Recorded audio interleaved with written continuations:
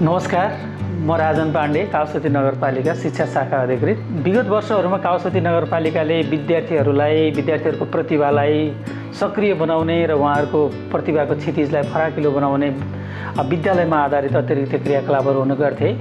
यो वर्षदेखि हामीले विद्यार्थीहरूको प्रतिभालाई प्रविधिसँग जोड्ने गरी उहाँहरूको प्रतिभालाई अझै फराकिलो क्षितिजमा जोड्ने गरी शब्द संसार कार्यक्रम उन्नति डिजिटल्स र काउसती नगरपालिकाको सहकार्यमा ल्याएका छौँ।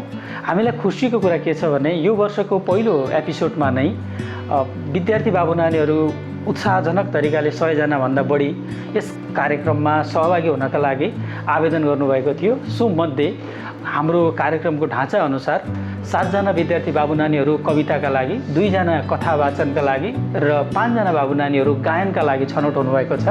उहाँहरूलाई कसरी क्यामेरा फेस गर्ने, व्यवस्थित तरिकाले उनीहरूको त्यो प्रतिभालाई रेकर्ड गर्ने सन्दर्भमा स्टुडियोमा कसरी आफूलाई प्रस्तुत गर्ने लगायत उहाँहरूले छनौट गर्नुभएको विधामा पनि विषयगत विज्ञबाट मेन्टरिङ गरेर उहाँहरूको भिडियो रेकर्डिङ पनि भइसकेको छ। अब क्रमिक रूपमा उहाँहरूको सृजनालाई हामीले काउसती नगरपालिका र उन्नति डिजिटल्सको पेजहरूमा प्रस्तुत गर्दै जानेछौँ।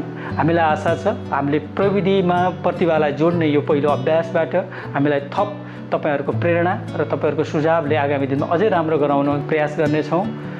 यस कार्यमा सहयोग गर्ने विद्यालय र अत्यन्त उत्साही हुने विद्यार्थीहरूलाई धेरै धेरै धन्यवाद दिन चाहन्छौँ।